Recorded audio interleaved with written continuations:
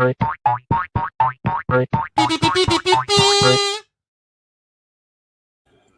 right, it is indeed time for the Fluffle to assemble. Welcome one and all to the Rabyd Atheist Show. I'm your host, Ed Rabyd, a former pastor turned atheist, now compassionate anti-theist. Welcome to my channel.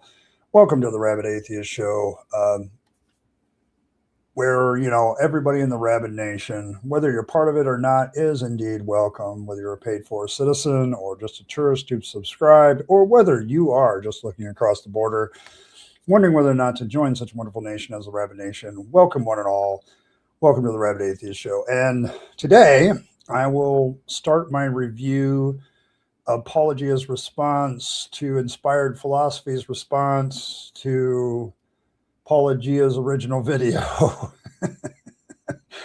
Oh, no, to Paulogia's response. There's a lot of responses here. So welcome one and all.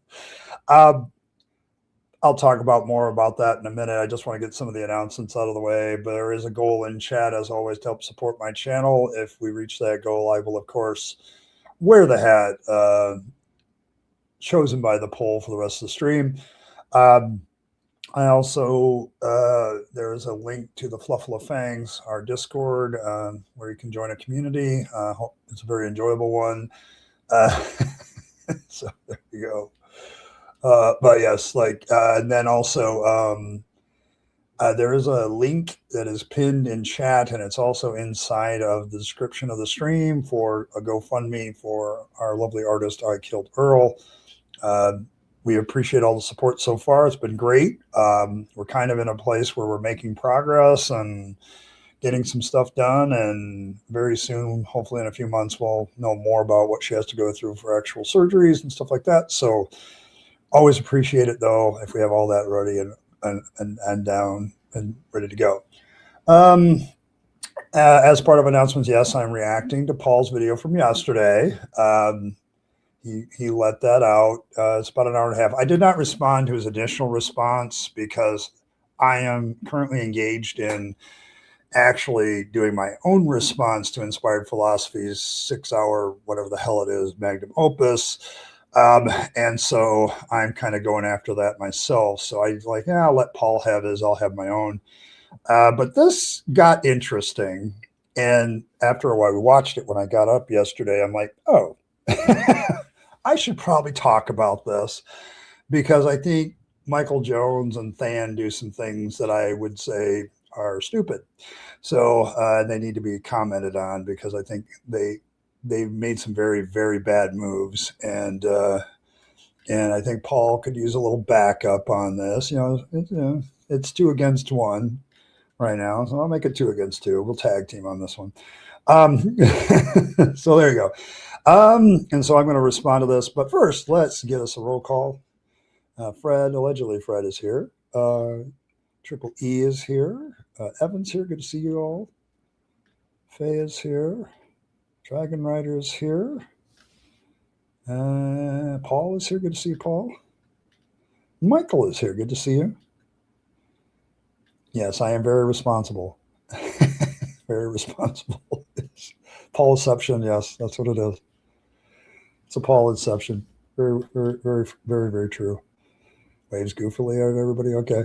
And Martin's here. Good, good. All right. Just to set the context, this is a response to a response to a response kind of thing. A long time ago, a few months ago, Michael Jones from Inspired Philosophy was going on and on about his reliability, the historical reliability of the Gospels series, and going on and on about how nobody has ever responded to it. And then Paul did. Paul Ens from Paulogia did. And he did a response in 6.25 hours and 2.5. And then after that, I guess Michael Jones, this is the part I haven't watched, and I'm probably going to watch it or listen to it over the next couple of days, because it's 4.5 hours long. And I don't know if I have that kind of patience with somebody like Michael Jones. He had a 4.5 hour response live stream to Paulogia's response video. And then Paul just released another response video today. That's the video I'm reacting to, the latest in the saga.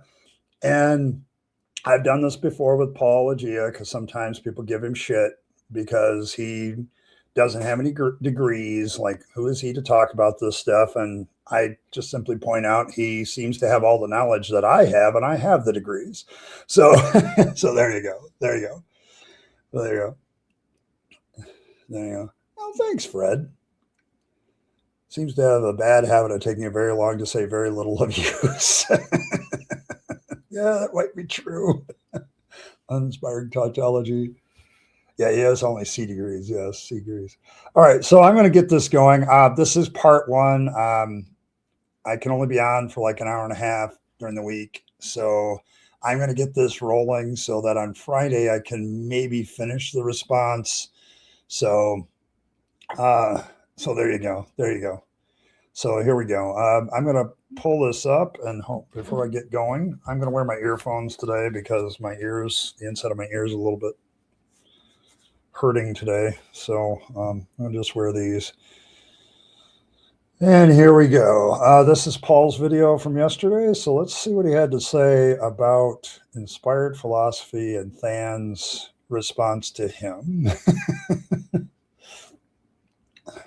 So then I have to have a PhD. I don't. Yeah.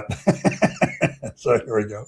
Make a response to the live stream Apologia's 2.5-hour rebuttal of your gospel series.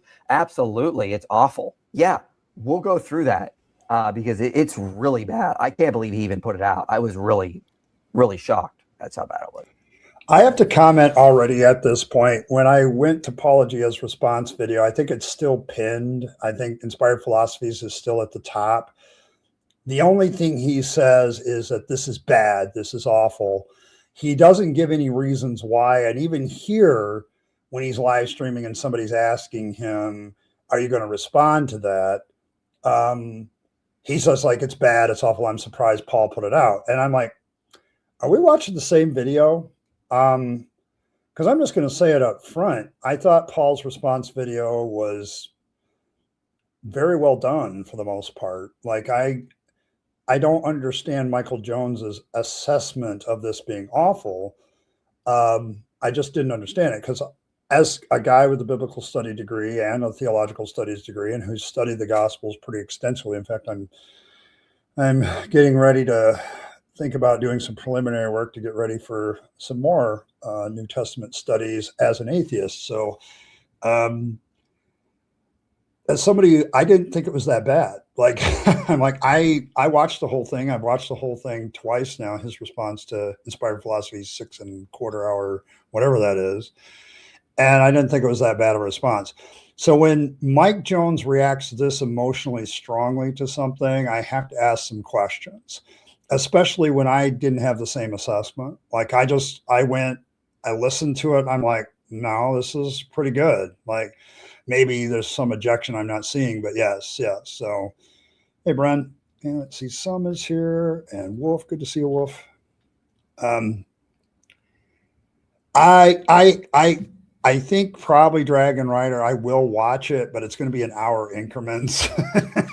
Like it's going to take me a few days to get through it. I think it's only fair because I want to actually see what they say. But I think Paul is highlighting the problems pretty well. He's going after, like in this video, this is some of the general problems that appear throughout the video that I'm just going to address all at once. So yeah, it's funny because he yells at Paul for gaslighting and poisoning the well. And here he is pretty much gaslighting and poisoning the well. So it's like, okay, bro, at least, it takes one to know one, I guess. So here we go. That sounds very bad. How do you think Paul is going to respond, Fan? It's not that good. No, it's worse.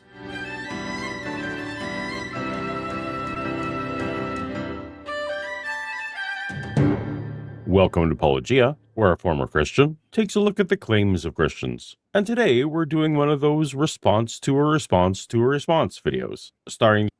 And I'm doing a response to all this responding. So there we go. The team of Mike and Fan over at Inspiring Philosophy. On my channel, I just did a 15-part series on the reliability of the Gospels. All in all, the 15 videos together, about 6 hours of just data supporting the reliability of the Gospels. And just for the record, I have because of my own work on trying to respond to this as well. I'm just taking more time with it because I want to break it down a little bit more why I have a problem with it. But I could probably do a response in an hour to the whole thing, but I'm going to, I'm not the first responder. No.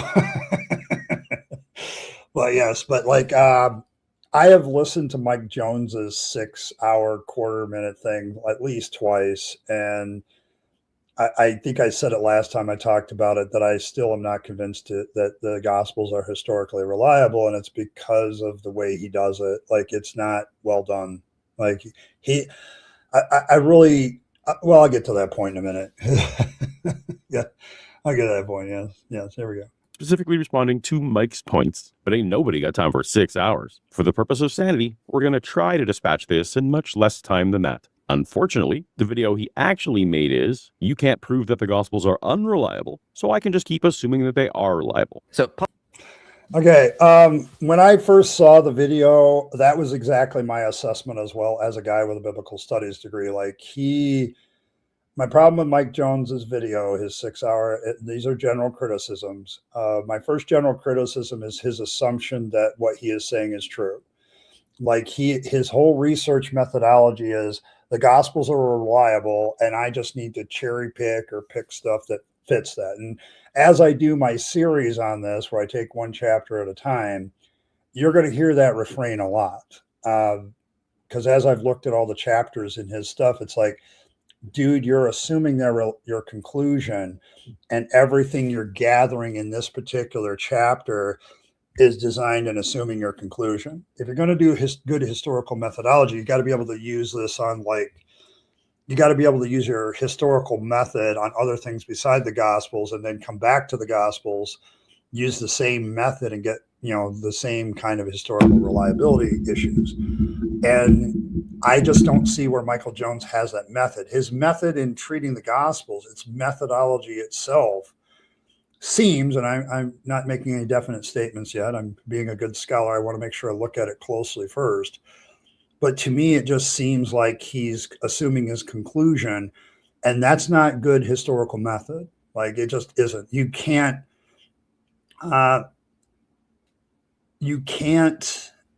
assume your conclusion. Like, you have to create a methodology, apply it, and that's able to be applied to any ancient historical document, and for test of historicity. And so it's like, come on, man, would you take this methodology to Homer and talk about the Iliad and the Odyssey this way? Like, because I can if I assume that the Homer's Iliad and Odyssey are history, I can do the same thing. If I start with that assumption, I can make them into history by just pulling the points that make them in history. So I don't bother with excuses much anymore. I let people with much better skills more patience. Okay, very good. I'm going to try to be patient with Mike Jones, but my problem, I think, at this point with Mike Jones is they're trying to turn him into the next great apologist like Turek or Craig, and he doesn't have the maturity. Okay, like, he just doesn't. Homer do, yeah, that Homer too. I think there's actually more proof for that Homer than all the rest of it. So, but I think the problem is, I think Rationality Rules kind of called him out on it. Like, you don't have the credentials to talk about this stuff. He doesn't. And you're just going on this manufactured authority, and you just speak with a lot of confidence, and everybody takes your word for it. So there's my poisoning the well. Paulogia did a 2.5-hour response to our gospel reliability series, and we had a bunch of requests to go through it. So we are going to go through it. I watched the whole thing. I watched parts of it twice now. Thoroughly unimpressed. My biggest disappointment is this just felt like a bunch of cherry-picked. Okay, so I want to make a note that Mike says he's watched at this point, like, it's the very same day. He's doing a live stream the very same day. Probably not a wise decision. And, maybe he realizes that too. Secondly, he's watched it through. Okay, well, if you watched it through, some of your criticisms don't make a sense. So hear about the scripture in their hand. Screw scripture, provide sufficient evidence for God, and then you might discuss scripture. Yes, like you have to create a methodology. Like Michael, my whole point is you have ancient documents and you want to test them for historical reliability. Create a method that does that and then apply it to all of them evenly. And that includes the Gospels. The problem with a lot of apologists, they want to create special rules for the Gospels. And I think Mike Jones does that. I'm going to try to, that's my hypothesis, but I think I'm going to try to prove that as well. So there you go. And there she is. The lovely, wonderful, beautiful, smart, intelligent, lap in which our Lord naps. I killed Earl. One of the smartest women I know. Welcome, Earl. But yeah, like my problem with Mike, and I have a bigger problem with Than, but that's a more personal issue. I may get into that later. But he's talking now. So let's let Than finish here. Objections to gospel reliability that together don't actually fit. Before we begin, it's only fair that I let Mike issue you a warning. This is Paul. He's got to misrepresent, try to character assassinate to prime his audience to think, well, you can't trust this guy. Like, this is really bad, man. This is just attempting to character assassinate, to gaslight his audience. It's kind of pathetic, and I'm not going to stand. It's not gaslighting. It's just an overall observation. You're letting people know up front. Look who's talking. Yeah, like he does that a lot, pretty much. There's a little gaslighting of his own that he does, but he's like attacking Paul's character and all this other shit while talking about how Paul's gaslighting him. What the hell? Yes, I got it. I got the new art. It's there. Here, in fact, I'll interrupt this broadcast briefly to show the new low bar bill one. Here we go. There you go. This is the official low bar bill in hell. So there you go. I'll keep that up for a few minutes and get back to my reaction. But maybe a few seconds. But yes, wonderful stuff. Like there's a lot of poisoning the well that Michael does. Like he's sitting there complaining about how Paul characterized his series, and then he's turning right around and saying, well, he's just attacking me. And I think this is the problem why Michael shouldn't have reacted to this the same day, because I think his responsibility should have been like, okay, I need to get over the emotions of this and actually look at what Paul is saying before I react to it. So yes. So there you go. All right, I will put that back up later, but I got to get back to what I'm supposed to be doing here. You people in chat are distracting me, like you always do. All right, but yeah, let's get back to the. How is that not a little dishonest? Okay, don't ever call yourself a skeptic again. Paul, shut up. You're a hypocrite. Like, seriously, get a grip, man. Quite frankly. Okay, so what we're going to hear here a little bit is Michael just calling Paul names. Like I said, he should not have done this the same day. Shut up if that's what you're going to do. You have been warned. Given that most of my audience had likely never heard of Mike's 6-hour series, it made sense for me to try to explain why this was a very important series to cover. It is an important brick, perhaps the most important brick, in the entire Inspiring Philosophy Apologetics infrastructure. When trying to knock something down before an audience, you want to put it in the most formidable light, right? I don't know what to say. I was thoroughly unimpressed. I was just thoroughly unimpressed. But to each his own. Yeah, like the thing about gospel reliability and whether we can trust it, it is historical reliability. Like it or not, Christianity banks itself on certain events being history, the resurrection, the ministry of Jesus, the incarnation, like all these Christian doctrines depend on the historicity of them being true, like them being historical. And all of that relies on whether the gospels are historically reliable. And so, when Paul said it in his previous video, his 2-hour response, he said something to the effect of, like, yes, I wish all these discussions started here, because if the gospels aren't historically reliability, the discussion's kind of over. Like, like it's pretty much done. So yeah, it's supposed to be doing, yes. Since when? Yeah, the bar's going to be in hell. An apologist looks at the well and thinks to itself, what is even the purpose of the source of water if I do not taint it? Well said, Blossom. Good to see you. Oh, okay. But yes, to me, I think what Paul's was trying to emphasize is how important this is. And I'm sorry, I made the overall observation, same overall observation about Mike Jones's 6-hour video that he did, that he's assuming the conclusion and just trying to proof text his conclusion. So there you go.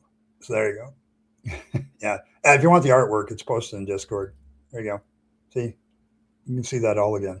I was sincerely attempting to convince my audience of the import and gravitas of the series. When we did that 15-part series on gospel reliability, we went through like data point after data point after data point of what these evangelical fundamentalist scholars have put out. And no one addresses their points. No. Okay. I'm going to say this is my editorial comment. This is my opinion. I think this is why Mike Jones got so pissed off. Because it was this awesome flex that we put out all this data and no person ever responds to it. We have this strong, powerful data, and it's so strong that nobody ever addresses it.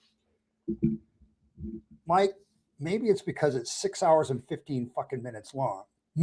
Okay, just maybe they look at that and go, ain't nobody got time for that.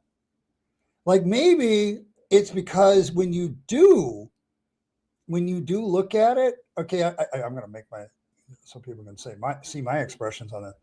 Maybe because when you do present the data, your communication of it is very dry and you don't summarize anything at the end of the chapter, which will become a very valuable point later in my critique of this whole thing, this whole situation. But dude, you don't want me to do that voice anymore. But no, it's like, Mike, maybe the reason people don't respond is it's too damn long. And two, it's not communicated very effectively. Now, I realize that what you did probably was you had all these other videos that you did one at a time, and then you just decided to put it all together into one video, which is nice for convenience sake if people give a shit.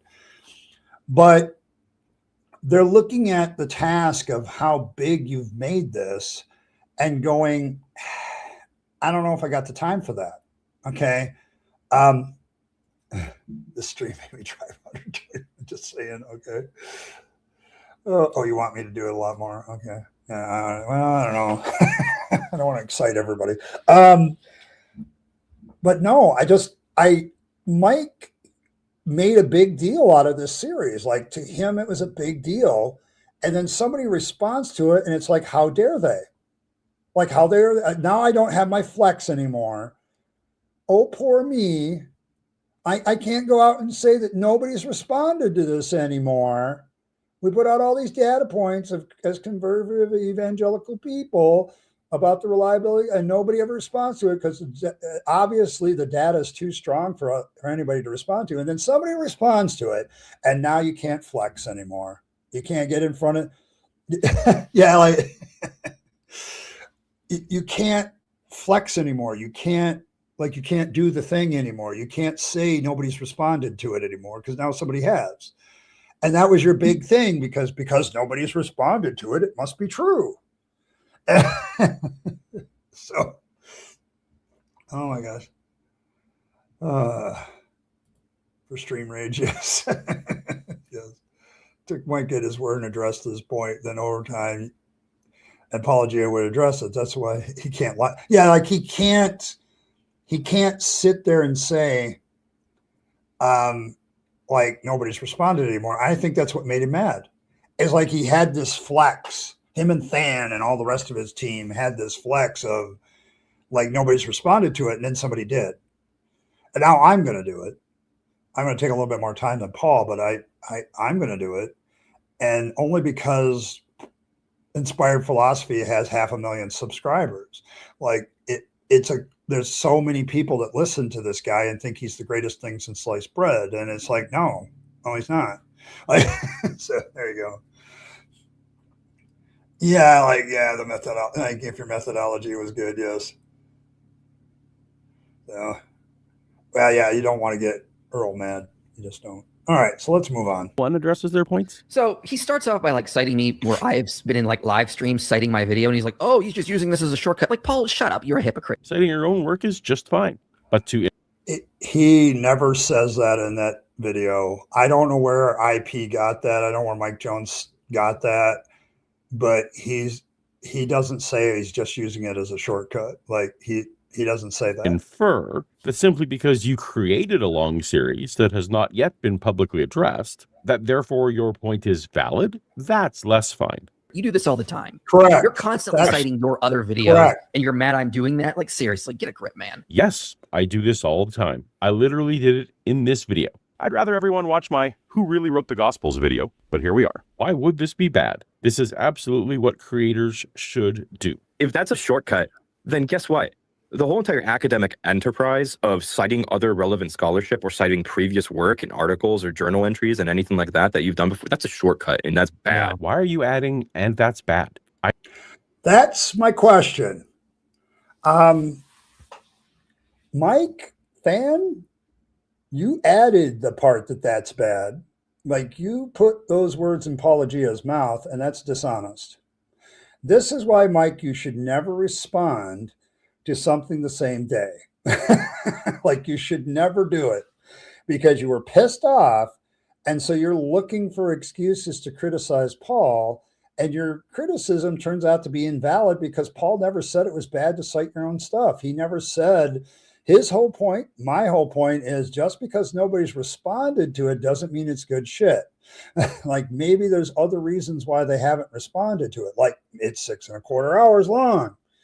And every chapter doesn't have a summary. When you have something that long, you should probably summarize the chapter at the end so we know what your main points are. So it makes it easier for us to respond to it.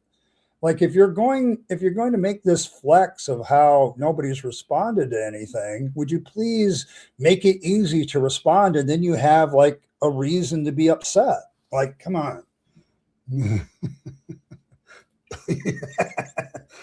Under a goblin queen, let's go. Okay. Oh my goodness. I didn't say it was bad. If you'd have bothered to watch the video, you'd have heard me say, the video we're responding to leans very heavily on quotations from papers and books from scholars. I will be forgoing some of my usual visual tomfoolery and casual explanations in order to mirror this style so that scholarship will be met with scholarship. And surprisingly often, I'll be quoting the same books that Mike quotes. And indeed, my response displayed nearly 200 quotes from 87 different works. Why would I want to poison the well against my own video? Though even Exactly, which is why Mike and Fan's criticism is completely invalid. Like Paul never says citing things is bad. He never says referring to your own bit. Like they put that into Paul's mouth, and it's a very dishonest, poisoning the well, character assassination thing to do there, Mike. Like you're literally doing the thing you're complaining about because you read into what Paul said. And he didn't do that. So, don't get me wrong. He pisses me off too, but I'm patient enough. And, I feel like a sense of, I don't want to call it responsibility, but I'm indignant at how he abuses the scholastic system. And he's so dishonest about it. And if he was some sort of apologist with 1,000 subscribers, I wouldn't give a damn. But the problem is a lot of people look to IP as their apologetic source. Like he's got all the answers. He's the young hot shit that does it. And honestly, I just, as a counter apologist, I don't see that he's that great. In fact, I think his emotions get the better of him a lot. Like in this case, I think this was the mistake of responding the same day. Like I would have backed off, watched the video a few times. I would have had Fan watch the video a few times so his responses were more genuine instead of just zipping right into it. Like it was a bad move. So citing other sources that you may have skimmed through isn't necessarily a bad thing, at the time. Yes. Yeah, excusagetic. Yeah, it's excusagetic. Okay, fair enough. I'm sorry, Fred. I get those two confused in my brain. They never come out. I try to be nice to the apologists. Because I'm very sharp with your elbows. Okay. And this annoyed Fan. Does Paul give evidence in this that for what he's saying, or is he just quoting the scholar? The scholar. Oh, yes. Okay. I'm a little annoyed that it's not that citing scholars is bad, but all he's doing is citing scholars. Yeah, like Paul, you just put Paul in a position he can't win. That's like totally like, I'm going to red card that play. Forget the yellow card. But it's like you, on the one hand, you're like, why is Paulogia saying citing sources is bad? And then when he cites the sources, he's just citing sources. Like, what the hell? Oh my gosh. Yeah. Sure, I can win here. The Kobayashi Maru. Exactly. Sometimes you can't win. Yeah, I hate it when I read a scholar and he's like, oh, by the way, I covered this topic in another book. See that? Oh, look how lazy he's being. My goodness. No, Mike, the problem I've had with you, and okay, if you watch this is a meta criticism of what you do, not just here in the Gospels, but with the Dead Sea Scrolls, with the conquest of Canaan, with the Pentateuch, the first 5 books of Moses, quote unquote, is you have this annoying problem that you will quote somebody from a book, make a point, and then there's another point in the same book that counteracts the point that you make. And you don't bother to give your quotation in the full context where this person talks about that subject again and again throughout the book. It's like you see the list of citations of that particular idea, and there's 5 of them. You read the first one, and that's the one you go with. Well, the other 4 counteract your point. You do this all the time, where you quote a book, and then there's you absolutely you absolutely miss the fact that the same author in the same damn book counteracts the point you make. You do this a lot. Okay, you do it a lot. And you need to stop doing it, because as somebody points out, that's quote mining. Yes, he quote mines heavily. Like he picks the quotations from the authors he likes and he avoids the others. Okay. You can complain about this all you want, Mike, but it's bad scholarship. It just is. Yeah, he does the Trojan source a lot, Evan. Like if you watch some of Kip Davis's stuff against IP, they use that term a lot, because he'll quote somebody or get an idea from somebody, and then he completely ignores the fact that 2 paragraphs down, his point that he's trying to make is completely addressed or counteracted by the very source he's quoting. So yes. So there you go. God. This is just attempting to character assassinate, to gaslight his audience. It's kind of pathetic. It's not character assassination of you, IP. It's a methodology that you have, and you keep doing it, and you need to stop. Okay. This isn't character assassination of you. This is just pointing out this is something you do. Okay. And as far as his assessment of what your series is, I agree with the assessment, and I've listened to it twice, at least, probably 3 times, because of my own prep work for my own stuff. And my problem with you, Mike, is like, grow the hell up. Like, yeah, David, yeah, like, and welcome. But yeah, like, grow up. People are going to be critical of your work. That's part of the academic process. And paid for their dinner on the Fluffle because they're helping me find a place to live. Just wanted to say that. Okay, fair enough. Full disclosure, good stuff. But yes, so they're helping. And they say hello. Oh, they love us too? That's good. I don't know if that's true. But like, if you're going to be in biblical scholarship, you need to grow a thick skin. Okay? Like, get over the fact that people are going to say, sorry, I think your work is this. Like, they're going to tell you it's crap. They're going to be nice about it. Paul, I think, made a very accurate assessment, because I've listened to your shit twice, and it's you assuming your conclusion that the Gospels are reliable, and you create a methodology that just tries to prove that. You never steel man the people that attack the Gospel reliability at all. You assume it's reliable, and until somebody comes after you that does that, like Paul, you never do anything about it. So, so until he damn sure he understands, and then only, yeah, like you and I know the character of Paul Ens's work, and I know that he probably researched this for a couple of weeks. Like, notice this, there's a gap of time between IP's response and Paul responding to that. Like, there's been a gap of like 2 or 3 weeks. And that's because Paul's not going to just do what he did. So, yeah. Thought your latest art was hilarious. Good, good. There you go. There we go. So the lap of the Lord, of the mother and father of the lap, love the Fluffle too. Well, that's just good. Makes sense. So there you go. Here we go. And I'm not going to stand for it. I think you're under more stress than you'd like to admit. Maybe.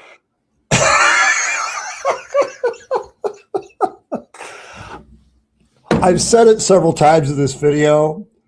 Michael, if you're listening to this, don't ever freaking respond to anything that we meet the same day. Don't do it. Calm down. Go hit a punching bag. Go do something. Get the emotions out, and then go watch the video again.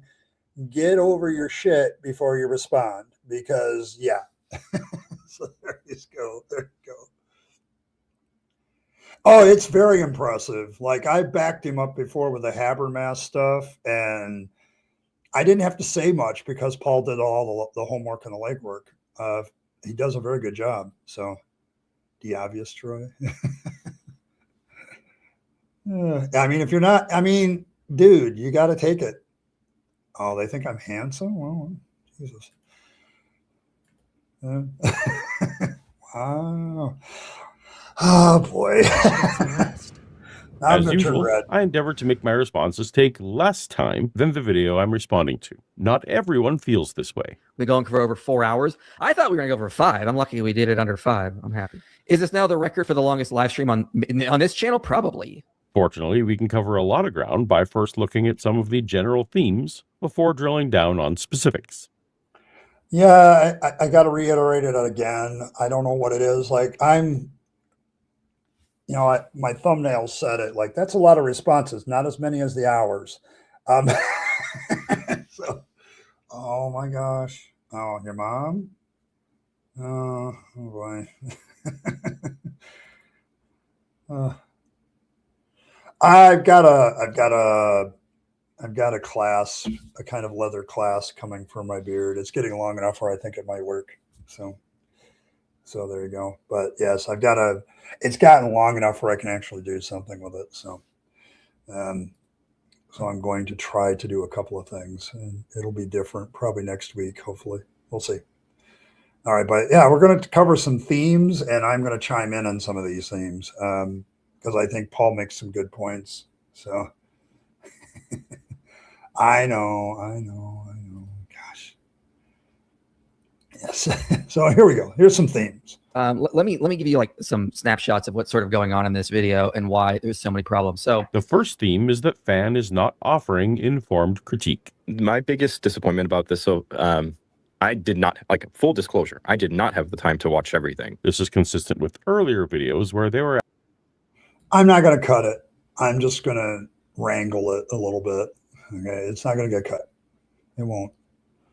Asked about me. Yeah, I've not had time to watch the whole thing. I'm going to watch it and more than likely respond unless in the rest of it he makes an amazing case. But so far what Okay, so remember back earlier where he said, I've watched the whole thing once and we're going to respond to it today, the same day the video came out. He said he watched it all the way through, but here he is on with Myth Vision and saying that he really hadn't watched it all the way through. But also, so I don't know what to make of this. I don't know if Paul caught this, but it's like, now wait a minute, the Myth Vision interview was later. I know that much. But he said in the reaction he did the same day that he had watched it all the way through and parts of it a couple of times. And yet here he says he doesn't watch it all the way through. So I don't know. Yeah, I'm not going to shave it. You guys worry too much. It's just, it's getting out of hand. It has a mind of its own. It just does. So, but I'm just like, okay. I've seen, I'm thoroughly disappointed in his ability to respond. Have you seen any of it, Sam? I watched a little bit of it and then I got annoyed, so I stopped watching. But like I'm a comic book movie with a woman on the poster. Some people just Did anybody else love that line? I love that line, like a comic book movie poster with a woman on it. We got to make commentary about it without even watching the goddamn movie. Um, but yeah, can't help but express opinions without having seen it. Like, my biggest disappointment is this just felt like a bunch of cherry-picked objections to gospel reliability that together don't actually fit. And Paul's not building a model of the Gospels. Fan, how the hell would you know that if you openly admit you haven't watched the video? Like, how would you know that? How would you know he's cherry picking if you haven't flipping watched the video? Like, you openly admit in this stream you haven't watched the video, and then you're going to evaluate it? Come on, man. So, yeah, it was a great line. Like, it was a good line. Like, if you got a movie poster with a woman comic book character on it, nobody's watching the movie, but they're still making commentary about it. So there you go. Yeah. But you haven't let's go on. Fan annoys me probably more than Mike sometimes. Paul's for just multiple reasons. pulling different pieces, and he's making a dessert. He's making like elevated hot dog in a gelatin, and it's like, this is disgusting. It doesn't even work. This is disgusting. How would you know? You openly admit in the stream you didn't watch it. Like, you turned it off after a few minutes. Like, how? What?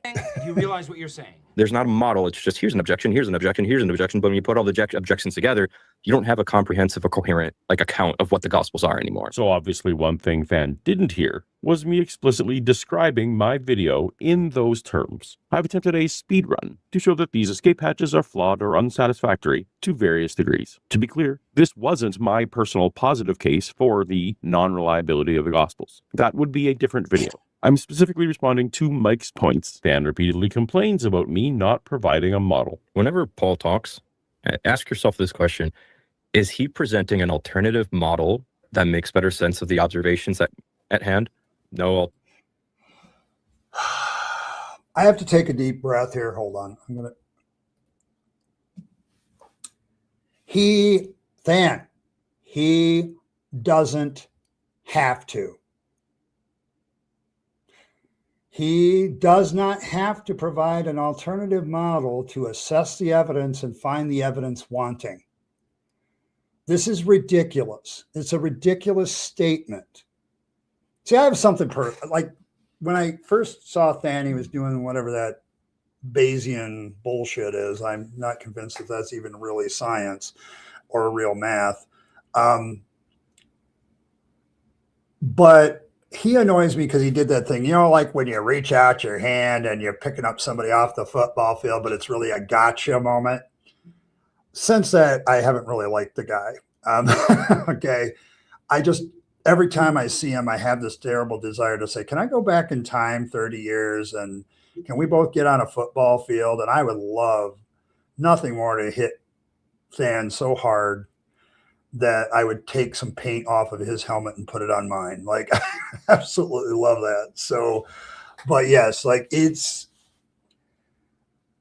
a completely irrelevant statement. It's like saying, like, this isn't like a courtroom crime, murder, mystery drama here, Fan, where the defense attorney not only has to disprove the evidence against his client, he also has to wrap up the murder and give it to the prosecution so they can take that murderer to court. Like, that's nice drama bullshit, but it's not the reality of the situation when it comes to evidence. I don't have to give you an alternative explanation. I am so sick of apologists saying this crap because I don't have to give you an alternative explanation. I am just evaluating your evidence presented for your case. I can dismiss your evidence as being poor or non-existent or lacking in foundation or having alternatives without having to provide another true alternative of how the facts would lay out. If I could do that, if I can lay out an alternative, like my case with the prosecutor and the defense, if the defense attorney can lay out how the facts fit another person, another suspect, they're sure as hell going to do that, but they don't have to do that to get a reasonable doubt. Like, this is about doubt. This is about percentages. Paul doesn't have to give you an alternative. In fact, I would argue he already has. And you kind of mischaracterized him as not doing it, because the minimal witnesses argument is kind of applicable to how we could read the Gospels. It is. So, yes. I you'd like to see that.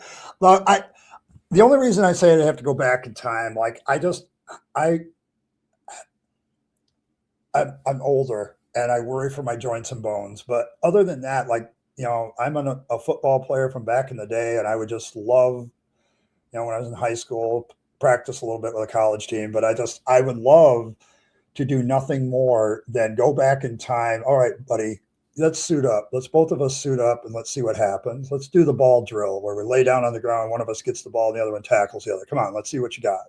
Like, I would love to do that because he irritates me. He does stuff like this where it's like, dude, he doesn't have to provide an alternative. He just has to show how your evidence is shit.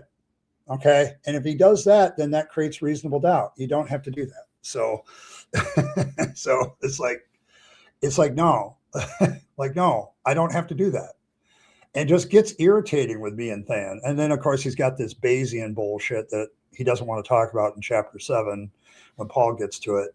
But it's like, dude, which I don't buy, because like when he explained it and Paul reacted, he had somebody react to it. I'm like, so basically you get to put arbitrary numbers into this thing for your calculations. All right, I'm out. like not real probabilities, just all. Oh man. Yes, minimums. Yeah, like minimal witnesses is still out there. I mean, you got minimal facts from Habermas, but minimal witnesses is Paul's hypothesis. And it's like, why aren't you mentioning that at this point, Than? Because you know it exists. So who's poisoning well again? Who's doing character assassination at this point? Like, I'm having trouble figuring that out. Well, not really. All right, but Earl's right. I do need an intermission here. Here's my intermission. All right. So, well, thank you all. I'm going to play the intermission. I'm only going to be on for 2 minutes. We're coming right back to this. I'm going to try to get as far as I can. I'm not getting very far because these guys are making me mad. But the Rabyd is coming out in the Rabyd Atheist today, I guess. It's just this whole I'm going to critique you, but I didn't watch the video shit from Than. It's like, dude, shut the hell up and sit down. Like, just do it. But I'm going to play the intermission from the lovely, wonderful IKIlledEarl. It's funny. It'll keep you busy for 2 minutes. You can also take your breaks and come back. And when we come back, we're going to do as much of this as we possibly can before Ed has to go to work. So see you in a couple.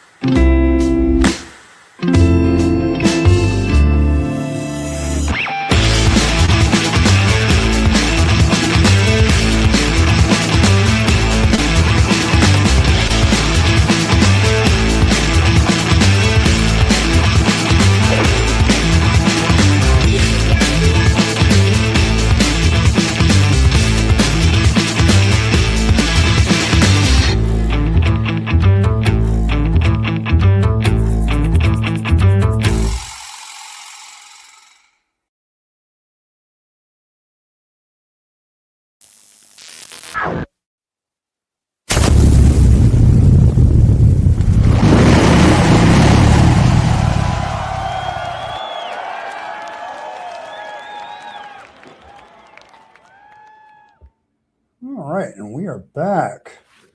Hope everybody enjoyed their smoke break. There you go. There you go. There you go. Just imagine the power up on wrap up tells Fangs. You just gotta believe. Oh yes, a little love heart. It's always so cute. Yes. All right, let's get back to this. I'm hardly getting anything done here. Alternative model. I'm getting angry. Just, well, it's not as forceful as you think, because here's a bunch of possibilities, but it's like, okay, so then what's the actual explanation of the total data at the end of He doesn't have to do that, Than.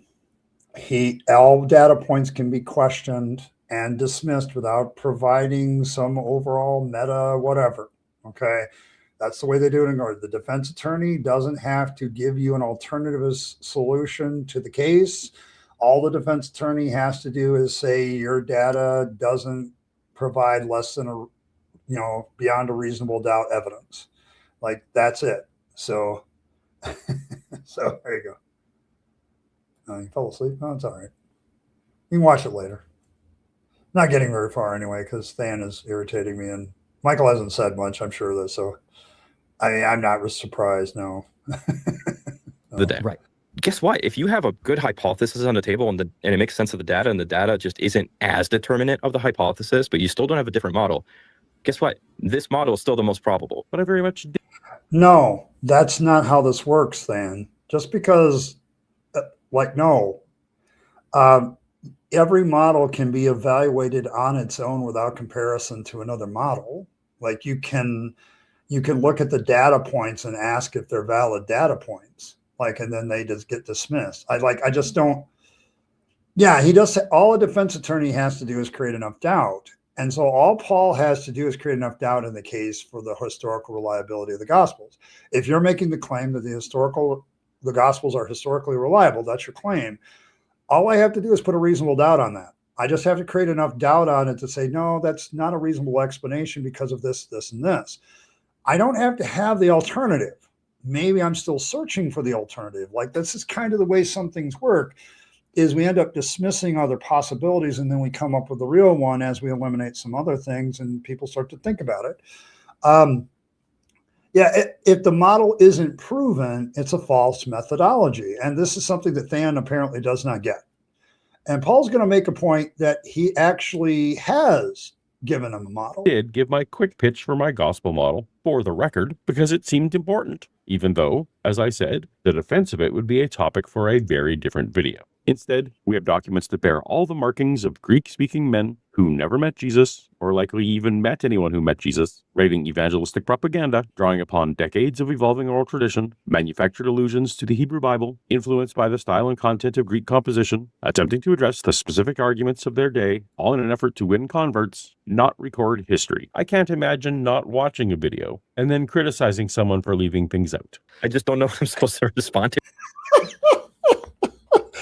I can't imagine not watching a video and then leaving things out, claiming that I'm leaving things out.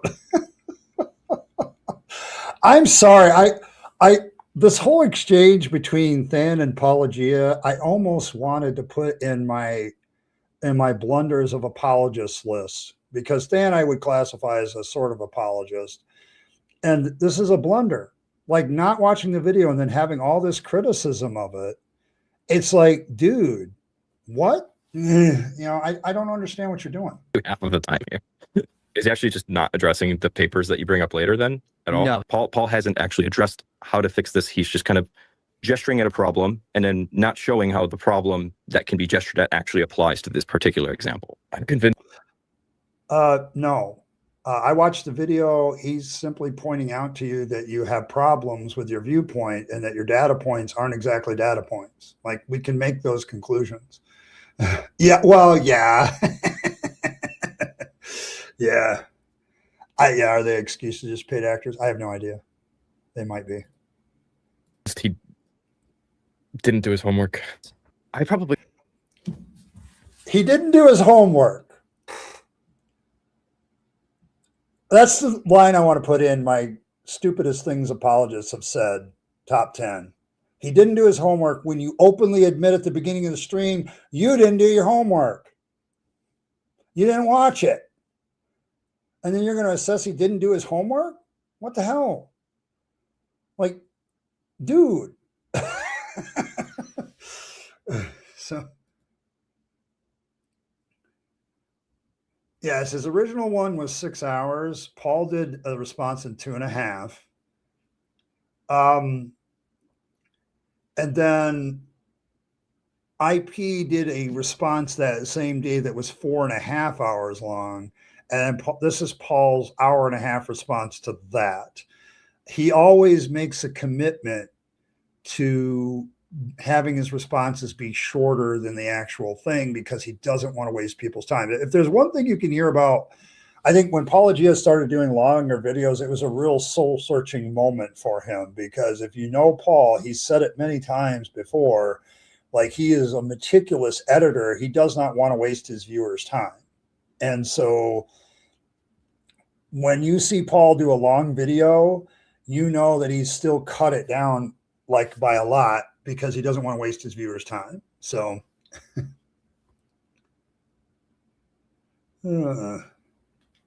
you're grumbling. Okay, fair enough. I'm just a simple country lawyer, but I never really caught what is supposed to be reliable. They are arguing for the strength of the argument, but nothing more. Or is it that part for this? Honestly, Ryan, good to see you, Ryan. But yeah, like they don't seem to like this is probably a very standard thing that apologists don't get. And I think maybe we counter apologists need to mention it more. You make the claim, let's use the God existence thing just as an example. You make the claim God exists. You provide your set evidence for God exists. I think the word we need to start using more often is the verdict that I have for your evidence lining up with your claim is no, I still don't buy it. My verdict is it's bad evidence. It's not enough. Verdicts are always changeable, okay, with new evidence. They always are. Go get some more new evidence. I think we need to point out that my thing isn't a claim, it's a verdict more. Yeah. It's pretty closer to 11, actually, Triple E of Michael Jones going on and on about this. So, and I've watched most of it except the 4.5-hour thing, which I'm probably going to do in bite-sized chunks. But oh my god, that's part of the problem. I also think that's why Paul can get away with a shorter response. Blossom is there's a lot of whining. I think I'll verify that when I listen to it myself. But my problem with Than here and why I do want to hit him so hard that his paint on his helmet ends up on mine is is this absolute, I didn't watch the video, but I'm going to make this assessment and I'm going to accuse my person that I'm critiquing of not doing their homework when I haven't done my homework either. Like, can you be more hypocritical, Than? Please, can you do that? Can you try to be more hypocritical? I'm not sure you can. You would have had time to like actually watch this whole thing and make notes because there's like nothing to make notes about. I know. I sincerely was expecting more. I was expecting so much more from you. These accusations of omission would land more solidly if he'd have watched it and didn't seem to be relying on Mike's hand-picked clips to be representative of my presentation. Now, I hope that everyone currently watching this is objecting that every video I've ever produced also features my hand-picked clips of the apologists. That's right, which is just one reason why no one should ever just take my word for it, and why I always include links in the description to the original sources I'm responding to, so that viewers can easily fact-check me. In my initial response, I attempted to pull Mike away from the distraction of bias, because bias can always, in principle, be overcome by sufficient evidence. Even the most closed mind will be changed when confronted with sufficient opposing facts. Instead, I attempted to refocus the discussion on what was actually important in an argument, the burden of proof. Okay, so we're going to switch from the theme of Than didn't do his homework but accuses Paulogia of not doing his homework to the burden of proof discussion. Okay, who has the burden of proof discussion? So here we go. Mike puts the burden of proof on the skeptic. One may think from Mike's title, Are the Gospels Historically Reliable?, that he is accepting the burden of proof to make the positive case for reliability. Unfortunately, the video he actually made is, you can't prove that the Gospels are unreliable, so I can just keep assuming that they are reliable. Whereas, And that is my assessment as well, having watched the 6.25 hour thing twice. Like, I wanted to make sure that that was also my assessment.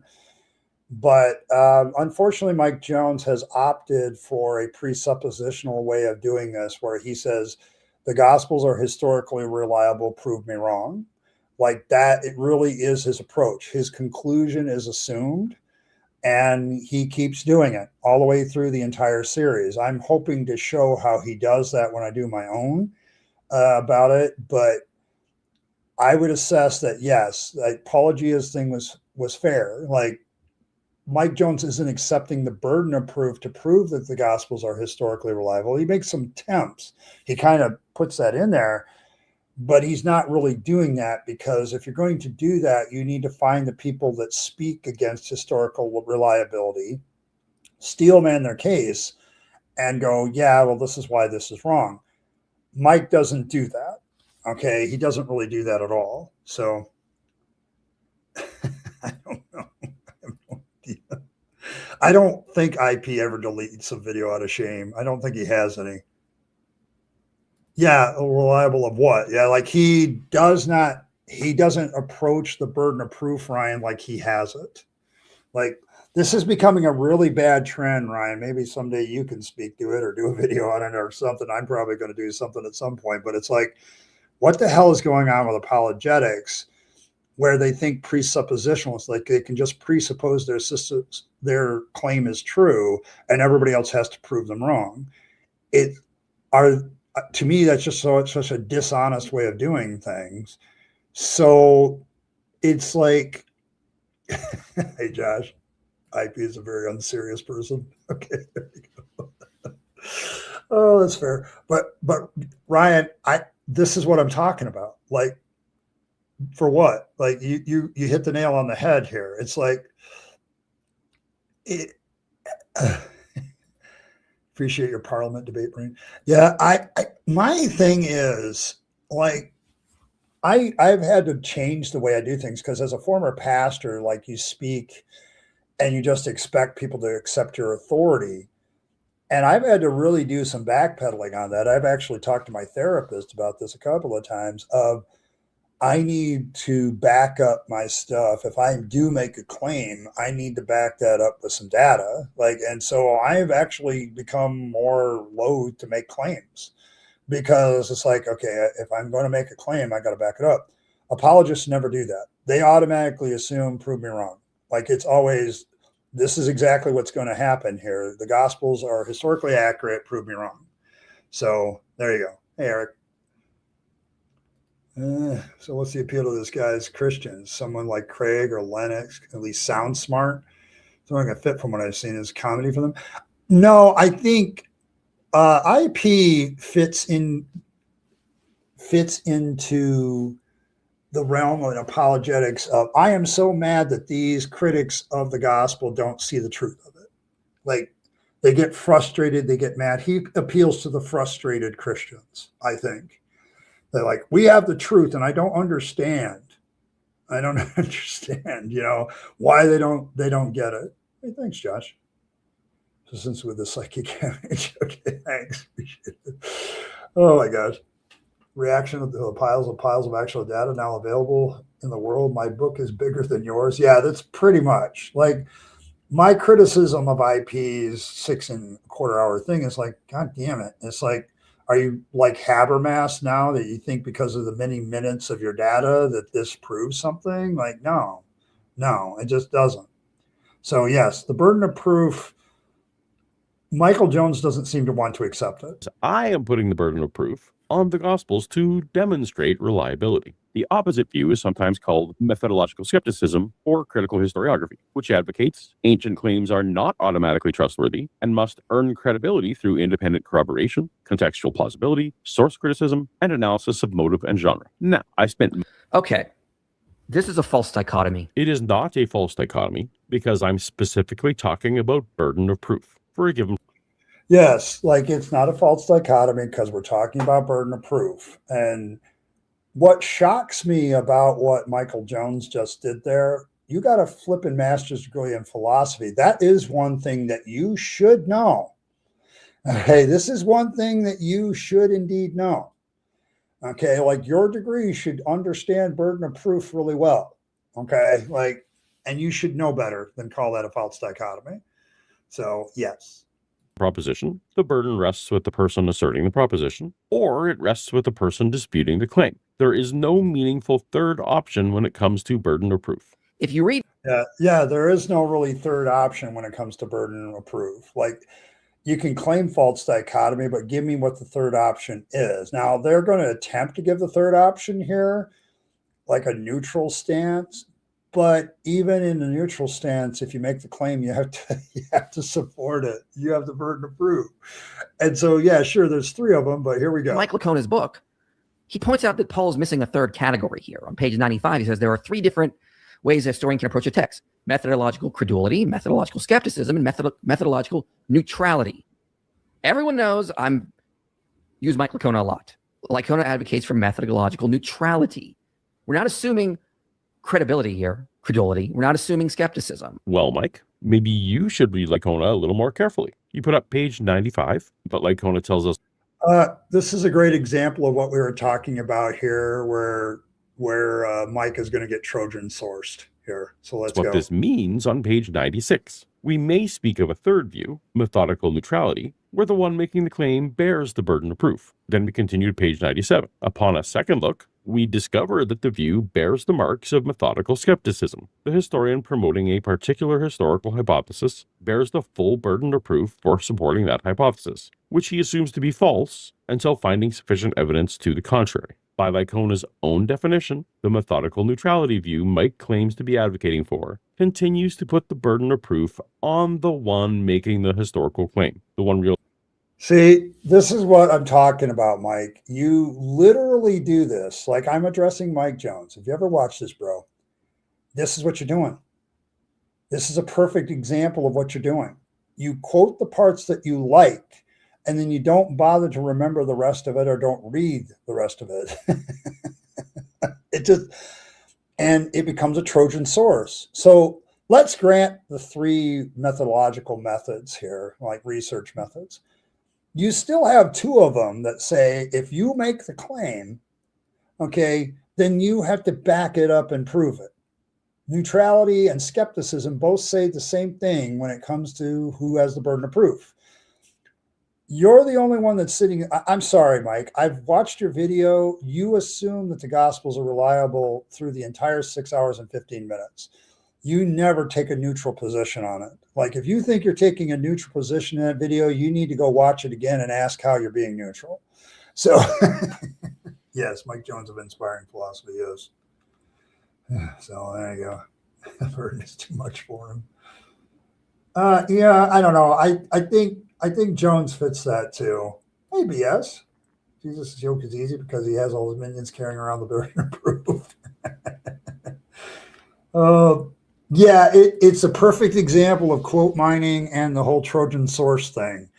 Because literally in the same book, Mike Lacona explains the other two views, and he explains methodological neutrality. And Mike Jones thinks it's this big gotcha. Oh, it's a false dichotomy. It's actually a third view. And it's like, when it comes to burden of proof, the third view is the same as the skeptic. Like, so Mike Jones is a rapper from, yeah. Okay, there you go.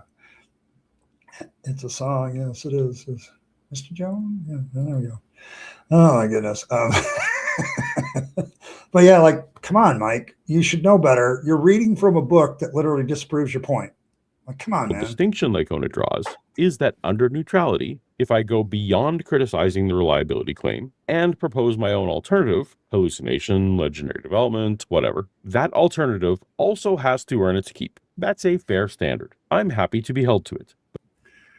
No, I did not come up with the Trojan source thing. I have actually no idea. I heard it on Kip Davis, and I have a suspicion they got it from somebody else, but I think it's probably something that's been used before. I mean, if you look it up, you could probably find out where it is.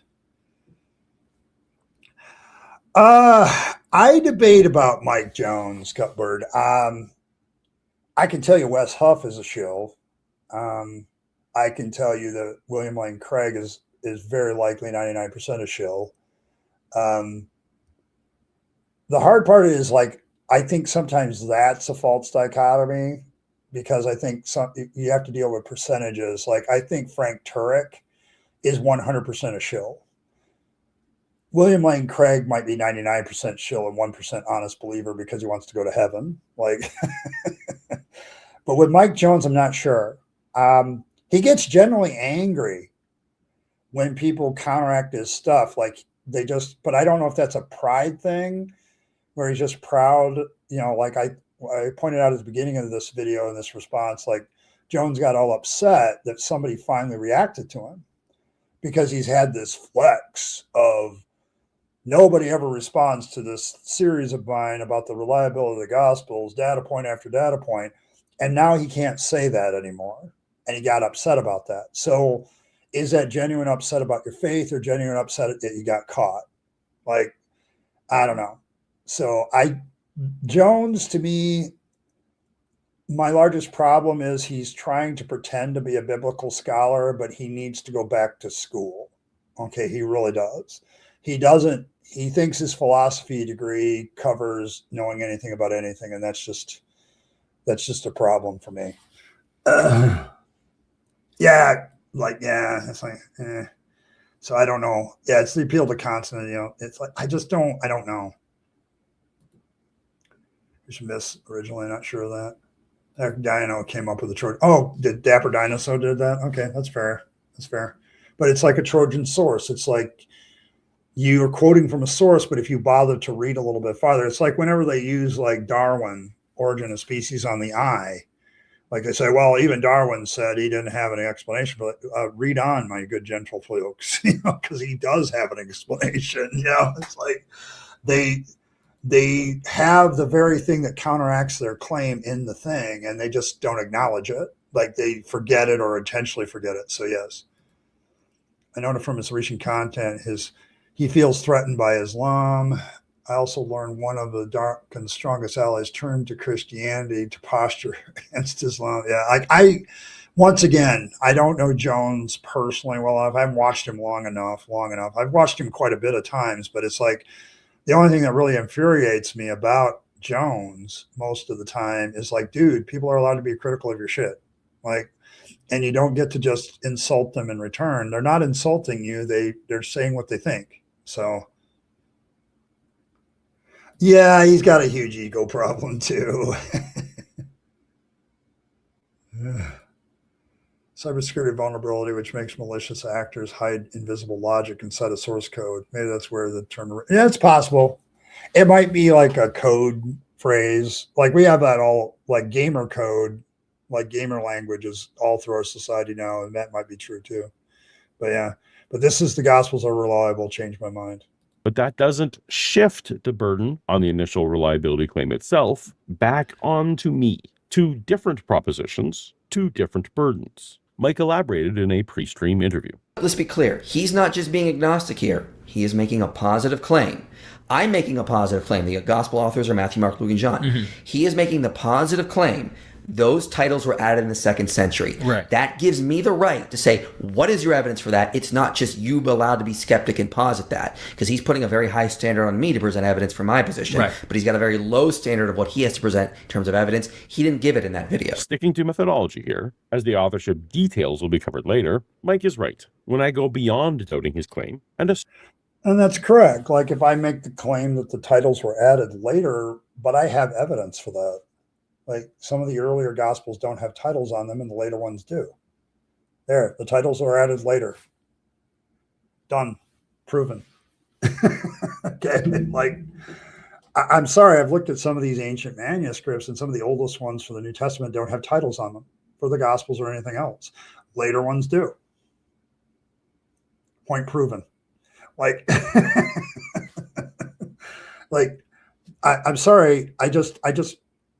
We have the evidence for that. Like, that's my point. And Mike's claim doesn't seem to think that, like, just because he makes a claim about gospel authorship that, I can't say that. Like, I've got that. So it's like, I don't get it. So Ovid is written when it looks stream of consciousness as if they're thinking through the problem for the first time to illustrate a point. Oh, you want the hat? Oh, man. What's winning? Oh, unhistorical Viking. Okay, I've got to do a couple of things real quickly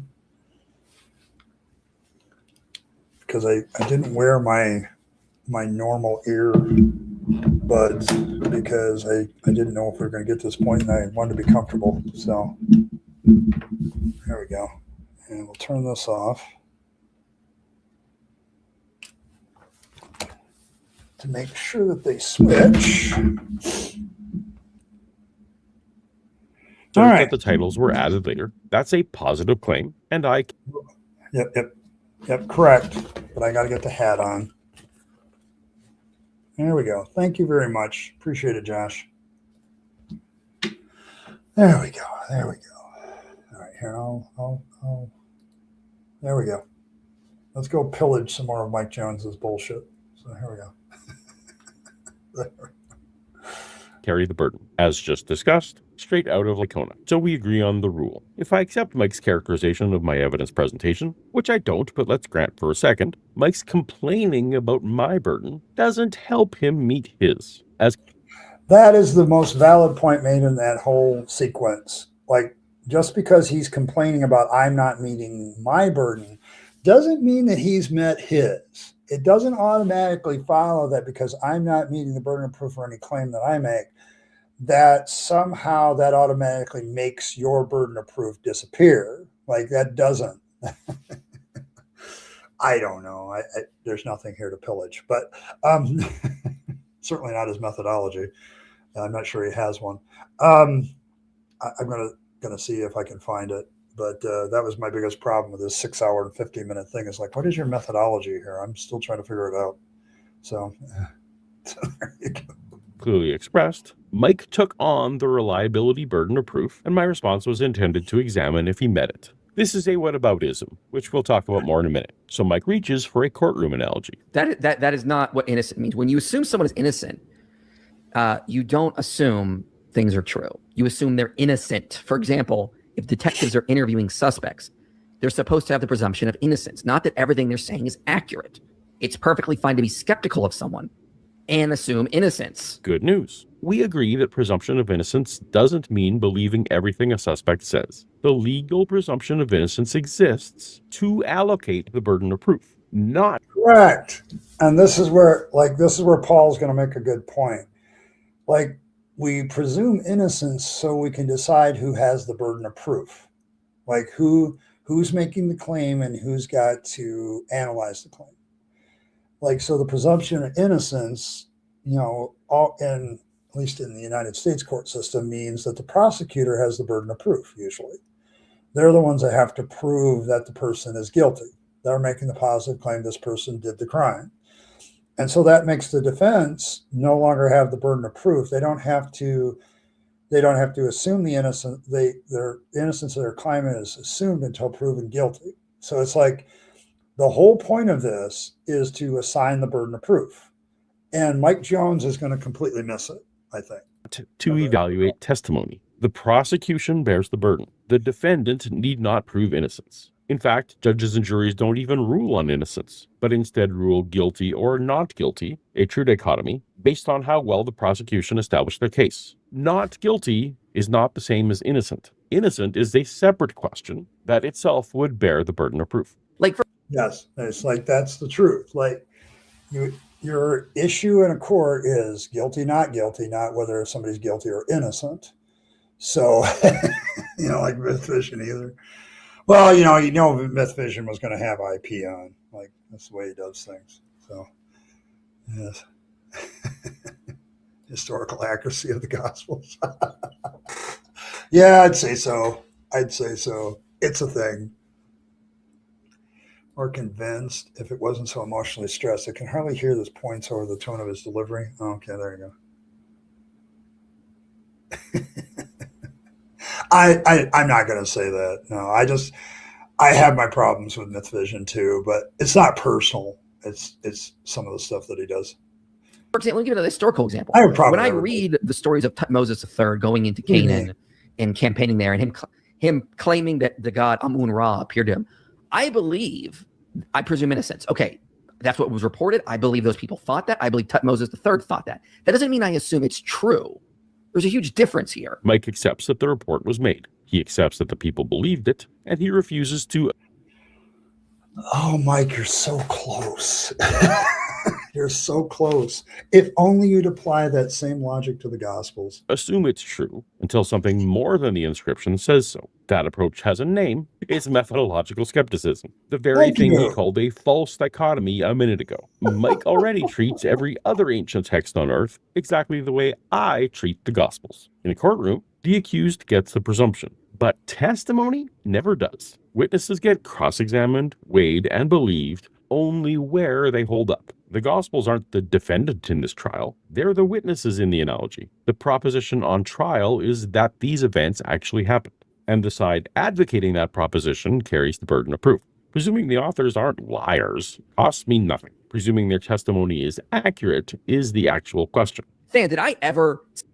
Yeah, exactly. That's kind of the issue. Like, are they accurate? Do they have any historical backing? Is there anything said in them that is genuinely, did it happen? Like, the Gospels stand as witnesses, but yeah, like, it's like, yeah, that was a pretty hard one, because I think Mike Jones made a mistake there in the sense that if he was trying to prove his point, because he points out a mythological account written on a text, and he says, well, I can say that they're innocent and that they believe that, but it doesn't mean it's factual. And like, he's so damn close.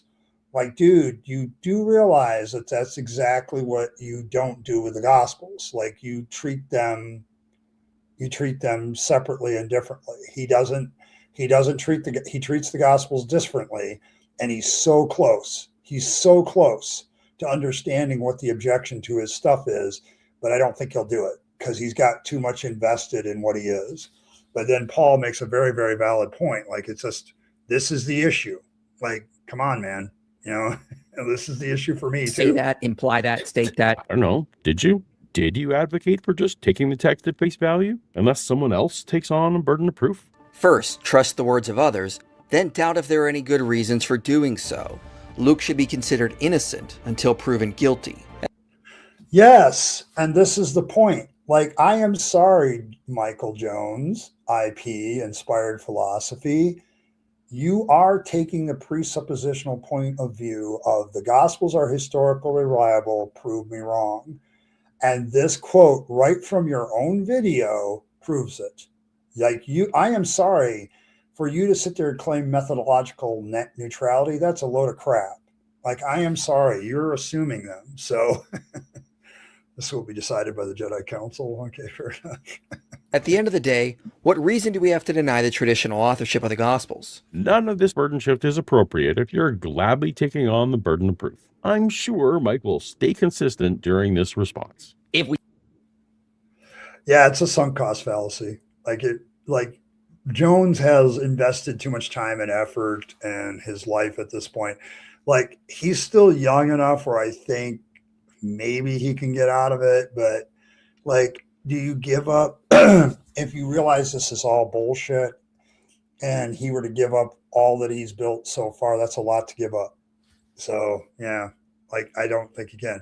Now, Paul, I think, was being snarky about being consistent. So here we go. Start with innocence, and we see there's no good argument against traditional authorship, and we got a lot of good evidence for traditional authorship. Yeah, then we move into that idea that they are accurate, the traditional authorship. Why is no good arguments against traditional authorship in this equation for the Gospels? When Mike evaluates the Egyptian inscription, he doesn't advocate for Amun-Ra because of a lack of arguments against. Absence of disproof just leaves any report exactly where it started. The evidence for needs to carry the weight on its own, if it can. And the innocence doesn't need to enter into it. The moment nobody proved otherwise becomes load-bearing, accuracy is being assumed rather than shown. Another theme to be... Okay, I'm going to stop right there on this theme of whataboutism because I'm running out of time. But the whole burden of proof thing, I'm going to say it. I have watched Mike Jones' stuff. I'm going to say it again in case somebody blips to this spot. And I'm wearing the Viking hat as a way of irony because this Viking hat is as historical as the Gospels are. Um, I am sorry, Mike, Jones, Stan, Inspired Philosophy, all of you. You assume the Gospels are reliable, and it very much is. The Gospels are historically reliable. Prove me wrong. You make this assumption throughout the entire video, and that's why it's methodologically wrong. Like, you shouldn't do that. If you're going to say you're neutral about it, you should.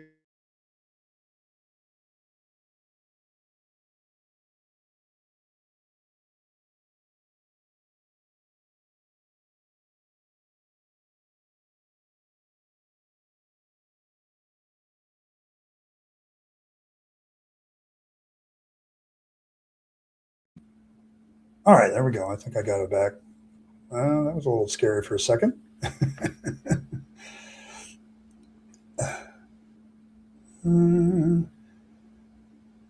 Here, hold on. I gotta check this real quick. Oh, there we go. There we go. I'm back on. All right. Woo.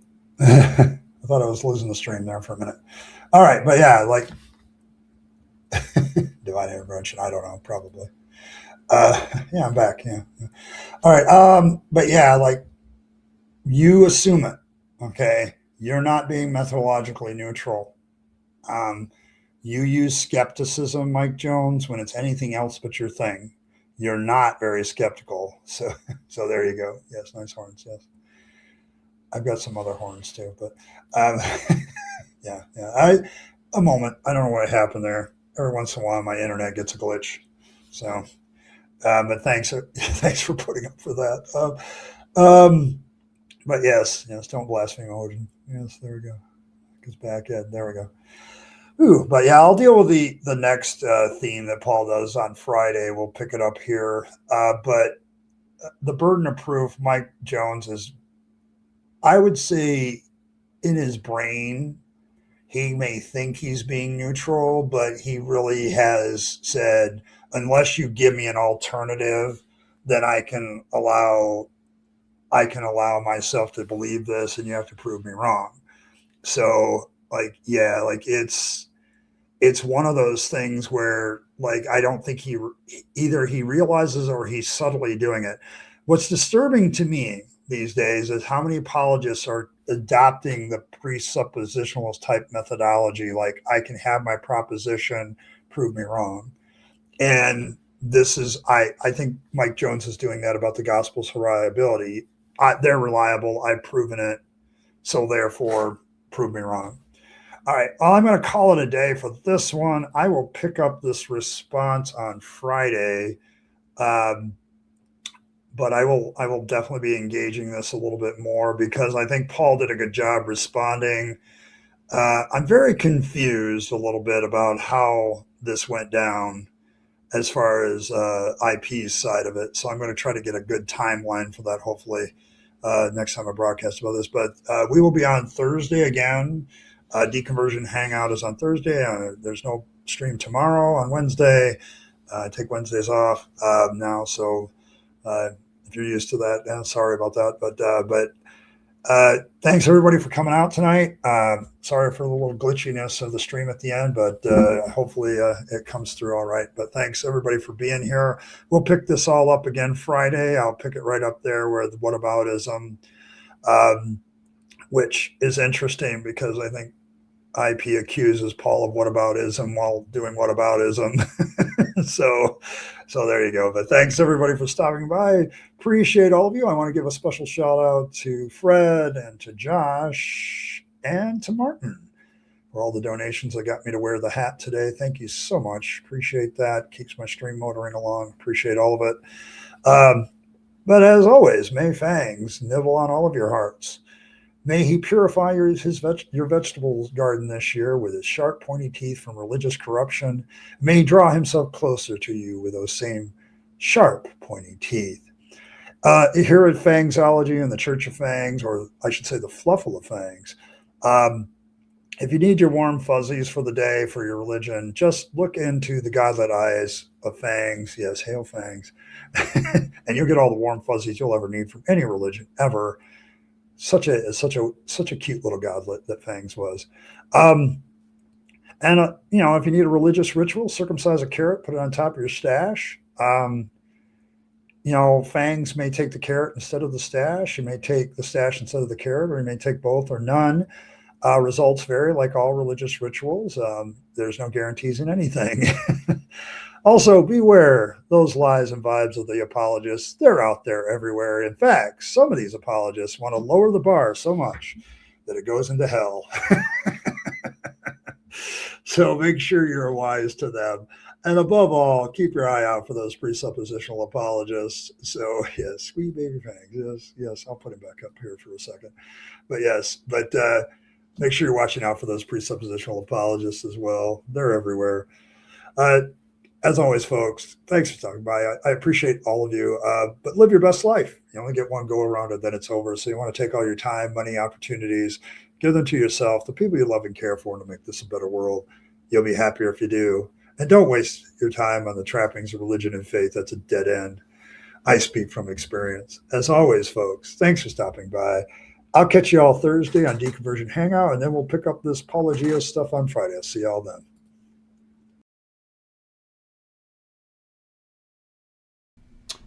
Hey, thanks for sticking around to the end to find out how you can support the channel better. Of course, there's always the normal notions of just hitting that like button, subscribe to the channel, hit your notification bell, and share the video with your friends and family that you think would be interested. That's always very appreciated.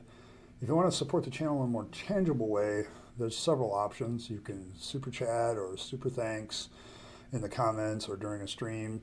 Those are always very welcome, but you also can become a member of the channel. Members have certain perks like getting the videos early, things like that. They also have some good custom emojis during chat.